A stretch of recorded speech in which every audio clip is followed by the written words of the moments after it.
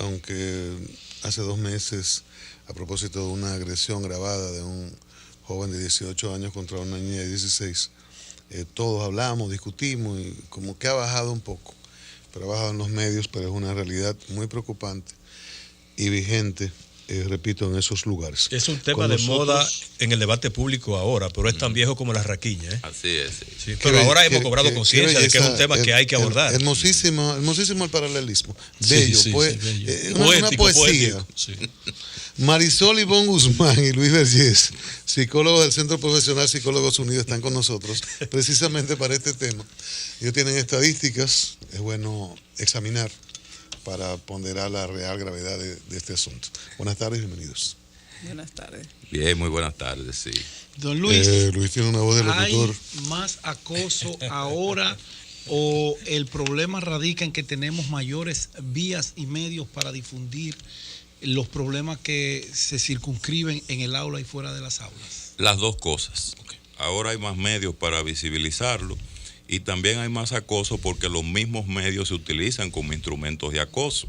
Por ejemplo, las nuevas tecnologías están llevando jóvenes a los intentos de suicidio.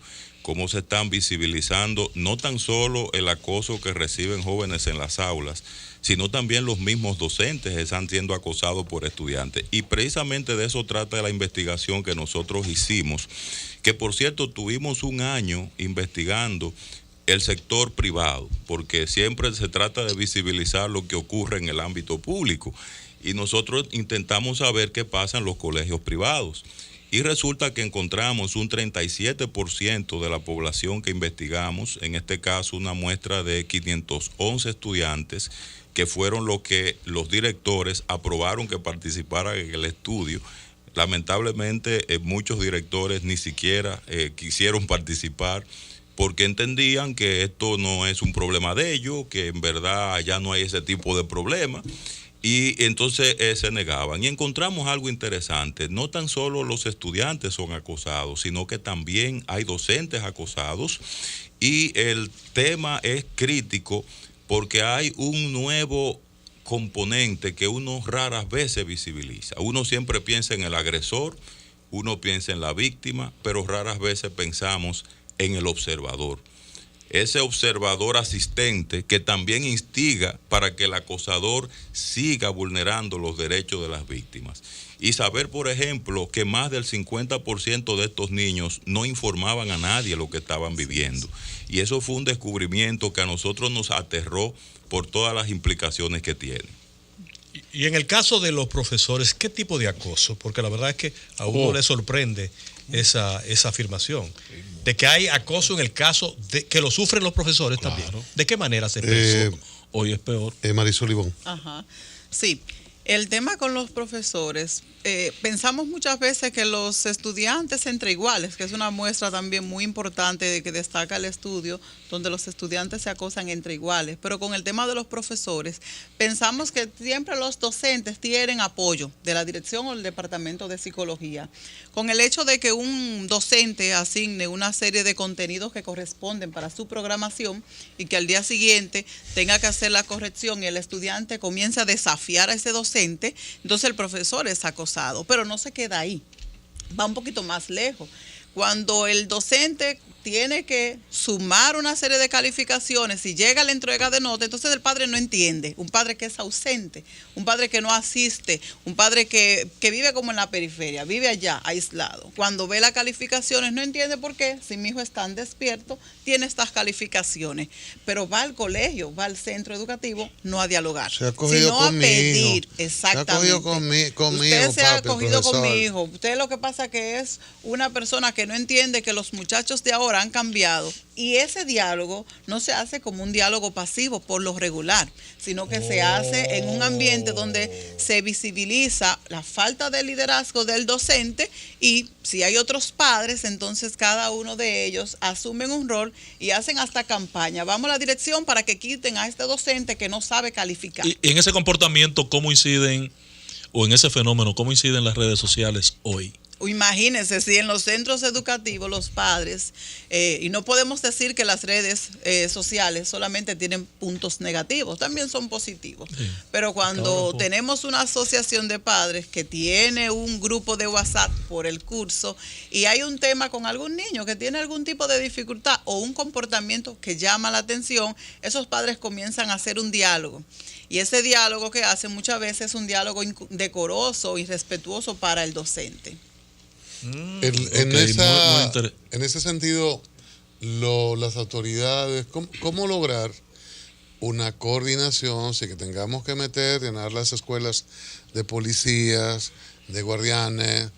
¿Cómo lograr el Ministerio de Educación, dirección de la escuela, profesores, la armonía, sin esos elementos de represión que son elementos extraños y quizá de consecuencias peores? Es un buen punto. Sí, uno de los elementos que nosotros estamos tratando de promover es primero que a través de las investigaciones se hagan visibles estas problemáticas para, sobre la base de comprender lo que está pasando, se asuma cada actor dentro del sistema con un rol que debe ir en favor de lo que es el objetivo clave de la educación, que es la socialización del niño.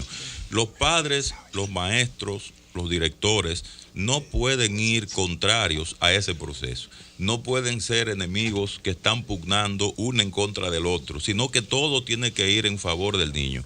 ¿Qué pasa con el niño? Que para mí el antecedente de esta investigación fue más importante que la investigación misma, porque ¿por qué hicimos la investigación?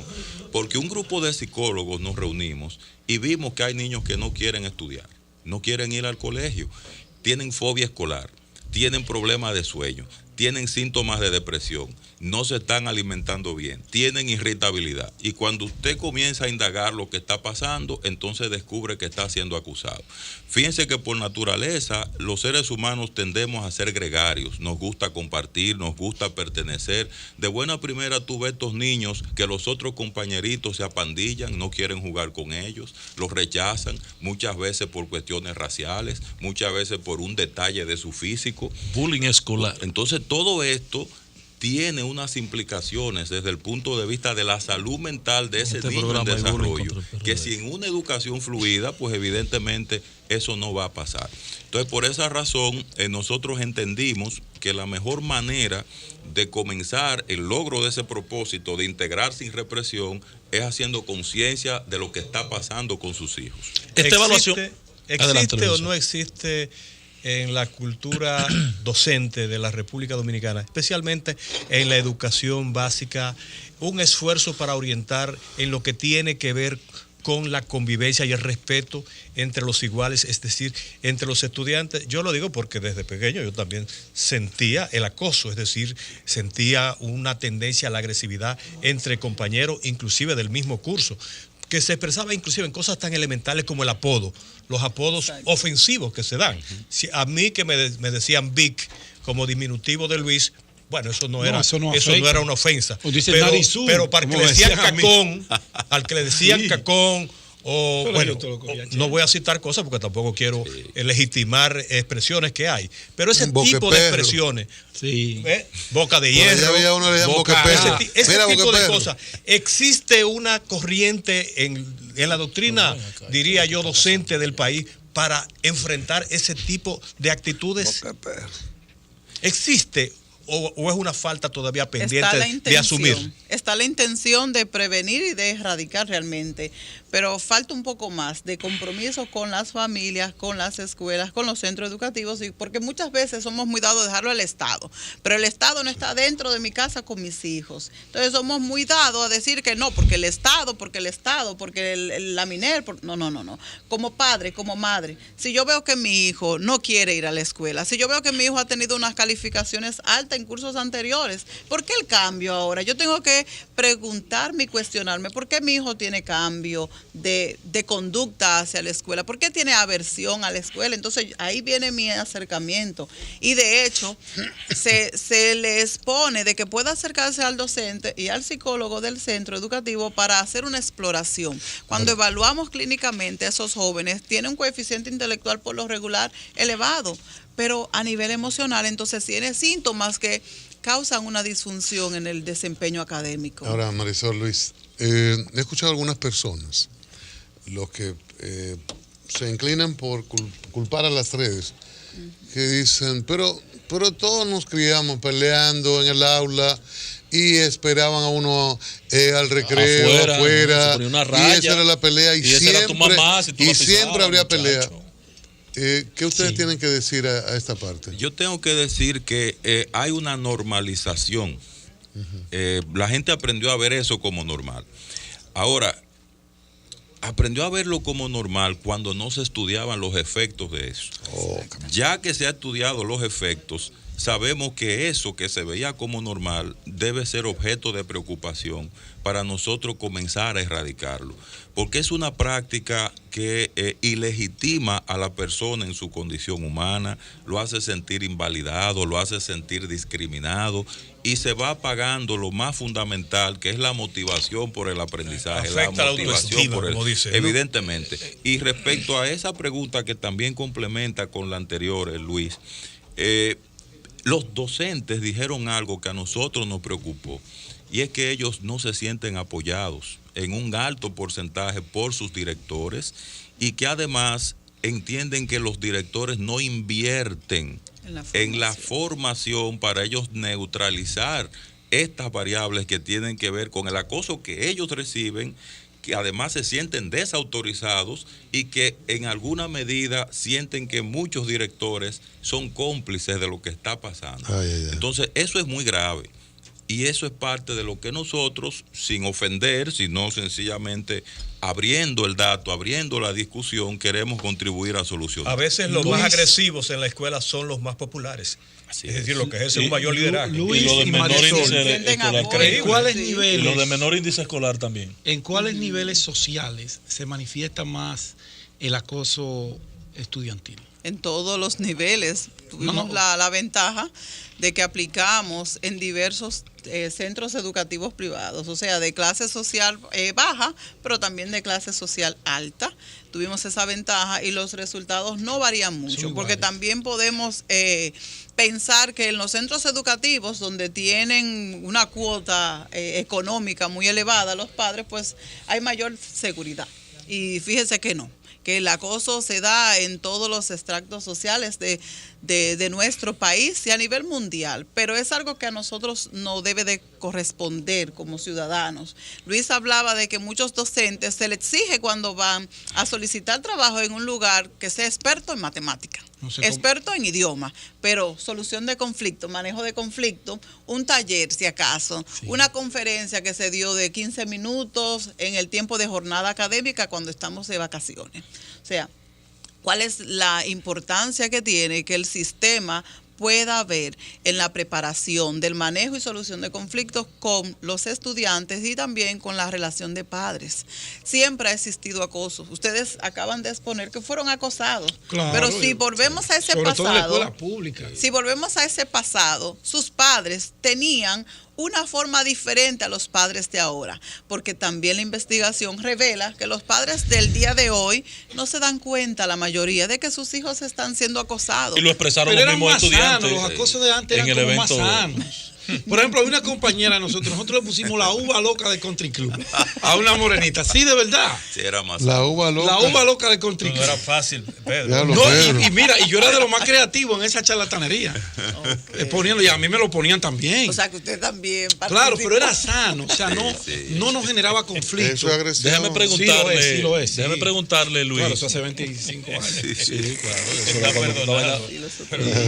Hemos visto que no el Ministerio de Educación, con Andrés Navarro a la cabeza, está llevando a cabo una evaluación objetiva en diferentes áreas, en la parte docente, en la parte curricular. ¿Este elemento se ha incorporado ya a la evaluación?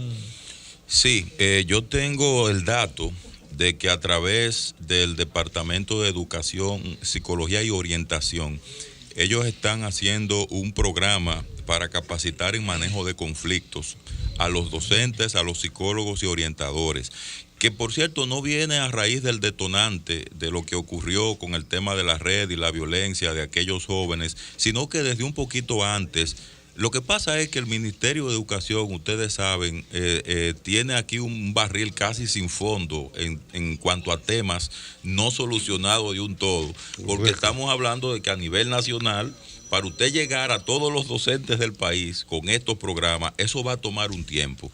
Y la carga ideológica que hay que desmontar, porque no es tan solo capacitar, es que quien usted capacita tenga la apertura para cambiar ese paradigma y dejar que entre el paradigma nuevo, y eso va a tomar un tiempo. Así que ellos han comenzado, y creo que el hecho de abrir el tema y exponerse a todos los cajetazos que todo el mundo ha lanzado, eso es importante, porque la gente entienda que la investigación, y ustedes son periodistas, lo saben, a veces se ha querido decir que lo que estamos investigando el tema, queremos hacerle daño al sistema. Nosotros lo que queremos es todo lo contrario, es traer la información, superar estos que males, sepan qué es lo que hay que trabajar. Hay una actitud más receptiva ahora en el sistema escolar para incorporar, introducir estos cambios propuestos. Se puede sentir que hay más aperturas, por ejemplo. Se puede controlar más inclusive en el sistema público que el privado. Porque cuando Luis le decía que tocamos muchas puertas para que permitieran aplicar los cuestionarios, pues realmente no recibimos la aceptación de los mismos. O sea, que a nivel privado va a ser un poquito más difícil si ellos desean abrir ya las puertas con el control del mismo ministerio, pues entiendo que sí. Yo iba a preguntar por los colegios religiosos, pero si en el privado no hubo apertura, imagino que en el religioso ni por una vez por teléfono le dijeron no, gracias. Sí le respondieron, ¿no? Sí, la verdad que hay todavía un nivel de resistencia, pero también hay normalización, porque algunos entienden que no, eso no es un problema que nosotros tenemos, no lo ven, lo minimizan. Porque te daste que le pregunten al actual Papa que ha tenido que sacar a numerosos religiosos en el mundo. Sí, la verdad que sí, es un tema muy, muy desafiante, pero solo eso se maneja con las investigaciones y abriendo los temas, porque esto es como el paracaídas, si el paracaídas no se abre, entonces el que va con el paracaídas se mata. Así son los temas sociales, así son los temas de salud mental. Si usted no abre los temas, es imposible usted poder solucionarlo. Finalmente, ¿ha habido algún contacto con la autoridad del Ministerio de Educación para socializar, discutir esto, que esto pueda servir de un instrumento de trabajo, de mejoría, qué sé yo? Sí, ha habido contacto, y de hecho cuando pusimos a circular el estudio asistieron 3 de sus funcionarios, y una de ellas, que es la directora de Psicología y Orientación, valoró los resultados, reconoció que evidentemente eso que está pasando es cierto y que ya lo tienen hasta como un insumo para lo que es la política de formación y capacitación en este periodo tan interesante de vacaciones, que es el que se aprovecha para sensibilizar a la población de la comunidad educativa. Okay, bueno. Llegó la revolución educativa entonces. Así es. Sí. Está en proceso. Luis José, no lo ponga en duda. Ay. No. ¿Qué usted cree, Luis, de la revolución educativa? Yo creo en ella, sí, la verdad también. que sí. ¿Pero está en camino o hay una...? No, está en proceso. Está en proceso. No, y nosotros somos parte de esa revolución. Esconder eso sería una Que mezquindad. podemos dar fe y testimonio porque hemos sido convocados para eso y estamos participando activamente en eso. No, yo creo que si hay una instancia en el sector público que se nota visiblemente avanzando, es el sector educativo. Y lo has reconocido en otras ocasiones. De hecho, con la misma formación del docente, realmente está en proceso. Bueno, gracias. Muchas gracias, Luis Vergés, Marisol Ivonne Guzmán, que han estado con nosotros, psicólogos del Centro Profesional Psicólogos Unidos, con este interesante informe que hemos comentado y que es sumamente interesante para todos. Gracias. Muchas Muy bien. gracias. Camí fuera, Mauricio.